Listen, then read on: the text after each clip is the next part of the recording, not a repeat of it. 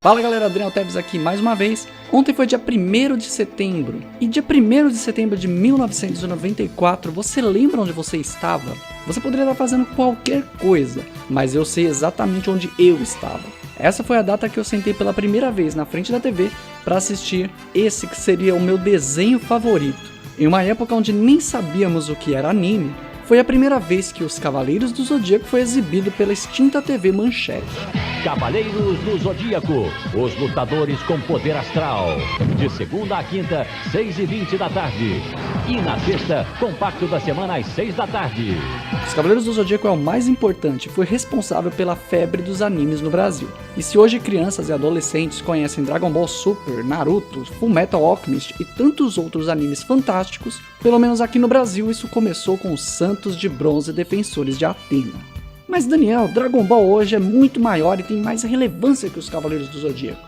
Sim, e essa é a mais pura verdade. Porém, meu jovem, Cavaleiros na década de 90 fez o que Dragon Ball ainda não conseguiu, se tornar tão grande que virou uma mania nacional. Uma febre incontrolável e até mesmo ameaçando de forma verdadeira o reinado da Rede Globo, mesmo sendo exibida numa emissora à beira da falência. Ele também é responsável por diminuir o tempo de tela dos tokusatsu, e abrir as portas de uma vez por todas para as animações japonesas chegarem com tudo na TV brasileira. Isso só havia acontecido uma vez antes, graças ao Jaspion, que chegou com tanta força que muitos tokusatsu chegaram na sequência, mas nem mesmo os grandes heróis japoneses foram páreo para os Cavaleiros do Zodíaco.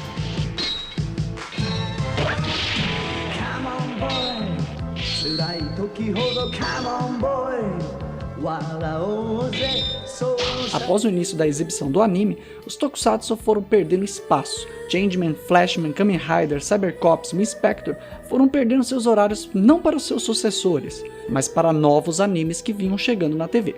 Os Cavaleiros do Zodíaco chegou a ser exibido no horário nobre para enfrentar a então novela de maior impacto na época, A Próxima Vítima.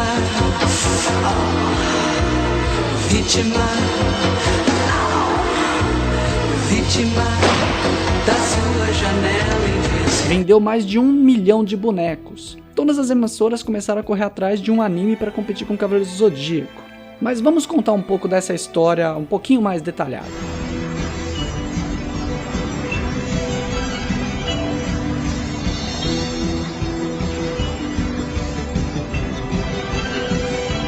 Saint Seiya, nome original dos Cavaleiros do Zodíaco, foi produzido pela Toei Animation e foi exibido por lá no Japão entre 1986 e 89.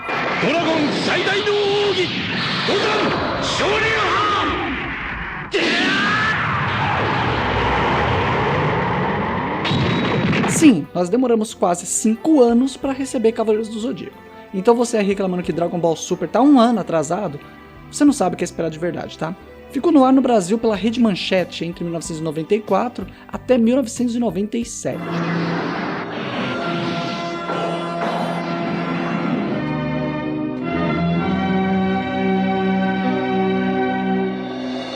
Mas diferente do Japão, onde a apresentação era semanal, aqui nós tivemos um episódio por dia e uma infinidade de reprises. Mas como Cavaleiros chegou ao Brasil se não tínhamos ainda uma cultura de animes? Isso não é totalmente verdade. Antes de Cavaleiros, nós tivemos os animes nos anos 70, como As do Espaço e Speed Racer, por exemplo. E nos anos 80, a própria TV Manchete exibiu Patrulha Estelar e Os Piratas do Espaço, além de muitos outros animes que passaram antes. Mas nenhum deles teve sucesso de verdade, apenas um público específico assistia, já que outros desenhos eram muito mais populares. O que já era pouco se tornou ainda mais escasso com o investimento pesado das emissoras em tokusatsu, aqueles seriados japoneses de super-heróis. Mas mesmo na época de baixa, tivemos Doraemon, Akira e Zillion, por exemplo. Cavaleiros foi apresentado para Eduardo Miranda, então chefe da divisão de cinema da Rede Manchete. A Samtoy, distribuidora de brinquedos, queria comercializar os bonecos do Cavaleiros do Zodíaco no Brasil, já que o anime estava fazendo muito sucesso na Europa. Não puedo creerlo. Parece que se tratara del cosmos de outro hombre. Este cosmos é 100 vezes mais poderoso que o anterior. E apresentou um trailer de 15 minutos. Após assistir o anime, ele foi aprovado, né? Lógico que não. E essa é a resposta. Me colocaram para assistir um promo de um produto que até então não conhecia nada. Era uma coisa esquisita aquilo, porque só tinha violência, não tinha diálogo, só tinha música muito agressiva, só cenas violentas, sangue, porrada, e não dava para entender aquilo, não dava para entender a proposta, uma vez que eu estava com um produto tão infantil no ar, né? Eu cheguei para ele e falei o seguinte, olha, eu não acho isso aconselhável para a TV Manchete, no atual momento. O licenciador ficou bem chateado, falou, pô, mas como? Isso é sucesso em tudo quanto é lugar, olha os números, é maravilhoso. Eu falei, olha, eu só posso admitir isso vendo os episódios. Eu avaliei os episódios e entendi que Cavaleiro do Zodíaco não era só aquela violência sem sentido, né, que tinha sido mostrado para mim, mas era uma coisa de aventura, de amigos, claro, tinha sangue, tinha guerra, mas tudo justificado, tudo dentro de um limite, tudo dentro da ideia de mitologia grega, de guerreiros, de salvar alguém, todos se unindo para um bem maior. E aí, claro, dei a aprovação e graças a Deus foi tudo bem, né? Vale destacar que a Santoy já havia recebido não em várias emissoras de TV aberta, como SBT e Globo, e a TV fechada no Brasil estava apenas engatinhando, logo o alcance não seria o mesmo. Outro detalhe é que a Santoy entregou apenas 52 episódios e pediu em troca as propagandas durante a exibição. Por isso, nos comerciais de Cavaleiros do Zodíaco, só anunciava brinquedos dos Cavaleiros do Zodíaco. Os Cavaleiros originais, na verdade, têm 114 episódios. Por que só 52 episódios? Porque esse primeiro lote foi cedido pela própria Santoy, e é por isso que a gente tem tantas reprises até chegar na Casa de Leão. Próximo passo, a dublagem. A escolhida foi a Gota Mágica.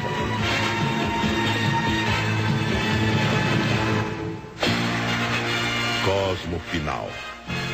Versão brasileira, Gota Mágica. Que recebeu 52 episódios para serem dublados. E você que assistiu na época achou alguns erros, como o Jabu de unicórnio sendo chamado de Capricórnio, ou golpes trocados. A justificativa é simples, uma bagunça total. O roteiro veio em inglês e foi traduzido para o português, mas os áudios para fazer a dublagem estavam em espanhol. Essa bagunça gerou muitas dúvidas para o então diretor Gilberto O Baroli. imperador Hades nos prometeu vida eterna em troca da morte de Atena. Podemos contar com sua palavra ainda? São muito importantes. Porque se não houvesse os fãs, não haveria o sucesso da série. E assim algumas adaptações foram feitas. E como não tinham acesso ao material original em japonês, foi assim mesmo pro ar. A escolha dos dubladores também foi feita nas pressas, já que o tempo para a dublagem era muito curto, pois havia uma urgência para colocar o desenho no ar. Assim os filhos do Gilberto Baroli, o Hermes Baroli, que seria o Seiya... Mas Xion, e agora? O que a gente faz agora? Agora que a Atena está morta, o que acontece, Xion? E a Letícia Quinto, sua filha, seria a Atena. Eles vêm, pedem pra gente gravar chamada telefônica, pede pra dar autógrafo. Os demais foram preenchidos à medida do possível, e quando iam aparecendo, pois o Gilberto Baroli não teve nem tempo de assistir antes de fazer a dublagem. Assim, Francisco Bretas, conhecido por ser os personagens vermelhos nos Super Sentais como Flashman e Changeman, assumiu o Yoga de Cisne. Dublagem, seguindo os velhos mestres do radioteatro, toda a emoção fica por conta da imaginação e da inflexão que você dá, do tom... Leonardo Camilo, o Ikki de Fênix. Estranhei aquilo e falei, como que você sabe? Ele disse, é só ouvir a sua voz que é o Ikki de Fênix, não é? Eu falei, com certeza é. Mas fiquei impressionado. Ulisses Bezerra, o Shun de Andrômeda. Desde a primeira versão, foi um grande presente que eu ganhei. Isso aqui precisa para acabar com toda essa situação? Nós temos que parar com isso. É uma batalha sem sentido. E Sérgio Rufino, o Shiryu de Dragão. Fui enviado aos 5 picos magistrais. Você quis que todos os seus golpes tivessem a velocidade da luz, mas isso não aconteceu. Apenas alguns deles foram assim. Os outros nem chegaram... Peraí, mas quem dublava o Shiryu não era o Elcio Sodré? Na verdade, na primeira versão, não era. O Elcio Sodré era o narrador da Guerra Galáctica. O Cavaleiro Jabu de Capricórnio está classificado para a segunda batalha. Final de combate. O vencedor é Seiya de Pegasus. Mas durante o início da dublagem, o Sérgio Rufino precisou sair do projeto. Então, o Elcio Sodré assumiu o Shiryu de Dragão. Render essa homenagem ao Shiryu de Dragão. O que você tá falando? Nós não sabíamos. Sequer tentamos entender. Além do Shiryu, o Mestre Ares, ou Saga de Gêmeos, também teve a voz trocada. Antes do Gilberto Baroli assumir o vilão, Valdir Breda era o dublador. Não me resta mais nada a não ser matá-lo como Ioria. Este é o seu fim. Ai, olha! Mas ele teve que viajar com a peça de teatro dele, então ficou pro próprio Gilberto Baroli fazer a icônica voz do Saga. Então acho que eu fiz uns 15, sei lá. Depois na redublagem, que foi muito mais séria, aí eu só fiz o Mestre Ares, o Saga e o Canon, e a pedidos do Tócrates. Algo que foi muito comum na primeira dublagem, muitos personagens com a mesma voz. Assim, aos trancos e barrancos, Os Cavaleiros vai ao ar. A situação da Manchete não era boa, apenas o jornalismo e algumas novelas iam bem no Ibope. O resto era fraco ou um fracasso total. Cavaleiros estreou devagar, mas no segundo e terceiro episódio já tinha médias acima de muitos programas da própria emissora. E no quinto episódio, já brigava por liderança. A audiência crescia, mas os episódios não. Isso quer dizer que a dublagem demorava mais do que a exibição dos episódios. Assim, o Eduardo Miranda teve a brilhante ideia de editar os episódios da semana e fazer resumos. Sim, aqueles resumos que era para nos segurar um pouco mais até a dublagem dos novos episódios ficar pronta. E é uma coisa extremamente brasileira. Quando eu falo que a audiência só crescia, o desfecho da Saga das 12 Casas, ou seja, a luta do Seiya contra o Saga... O meu trabalho está feito.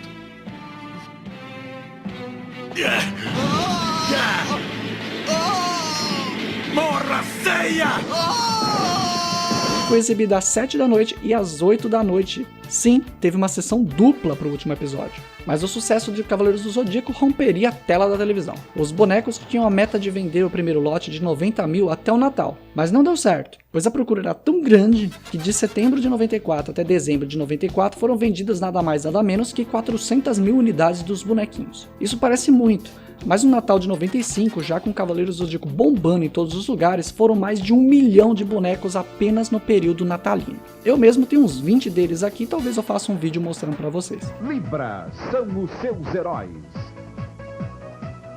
Escorpião, os Cavaleiros do Zodíaco vêm com armaduras de metal. Exclusividade Bandai. Cavaleiros não fez só isso. Teve disco com músicas da série, mais uma porrada de músicas originais feitas no Brasil para completar o disco. Larissa e William foram escolhidos para a segunda abertura no Brasil. Sempre alguém no cosmos ajudando o cavaleiro a vencer. E só o vencedor pode vestir sua armadura de ouro. Se você acha que a Manchete teve Pegasus Fantasy, você tá muito enganado. Tivemos uma abertura importada do México primeiro. Cavaleiros do Zodíaco, lutadores com poder astral. Se o inimigo é demoníaco, sua luta... E depois uma versão exclusiva para o Brasil, cantada pela Larissa e pelo William. A música virou febre, tocando até mesmo nas rádios.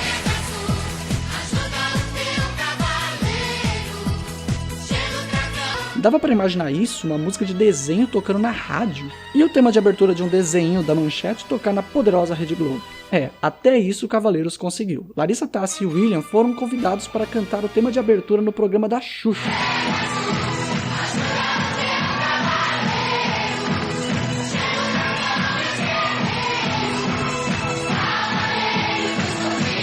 O disco dos Cavaleiros do Zodíaco ganhou disco de ouro, platina e platina dupla na época. Cavaleiros do Zodíaco era tema comum na escola, com o pessoal tentando desenhar os guerreiros de Atena, ou zoando um amiguinho porque o signo dele era de câncer ou de peixes, ou trocando figurinhas das antigas balas Zung.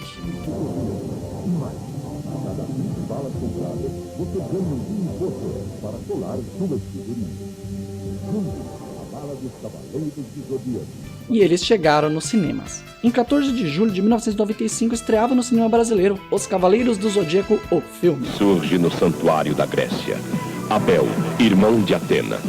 Ele vem com a missão de destruir a Terra.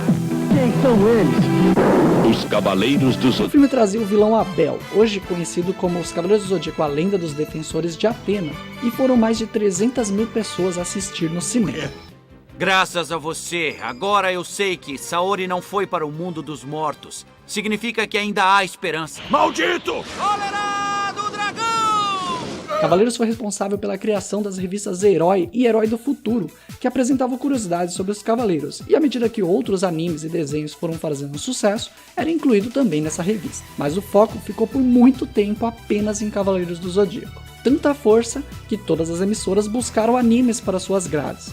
Entre eles nós tivemos Sailor Moon, Dragon Ball, Shurato, Samurai Warriors, Guerreiras Mágicas de Heart, Fly, Street Fighter 2, Yu Yu Hakusho, Super Campeões, entre outros.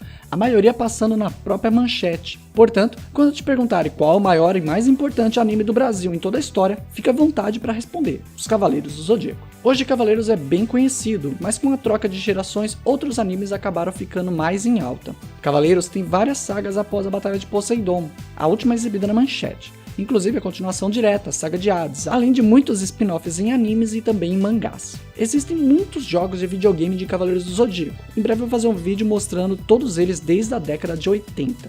Vale destacar que o anime receberá uma nova versão na Netflix, e eu estou muito ansioso e esperançoso quanto a essa versão. E assim que tiver alguma coisa sobre ela, eu vou trazer aqui no canal. Bom galera, esse é o vídeo especial de 24 anos de Cavaleiros do Zodíaco no Brasil. Se você gostou, não esquece de clicar no curtir, compartilhar com seus amigos e se inscrever no canal. Temos vídeos domingos, terças, quintas e sextas, sempre às 6 horas da tarde. Eu vou ficando por aqui, nos vemos no próximo vídeo e até mais.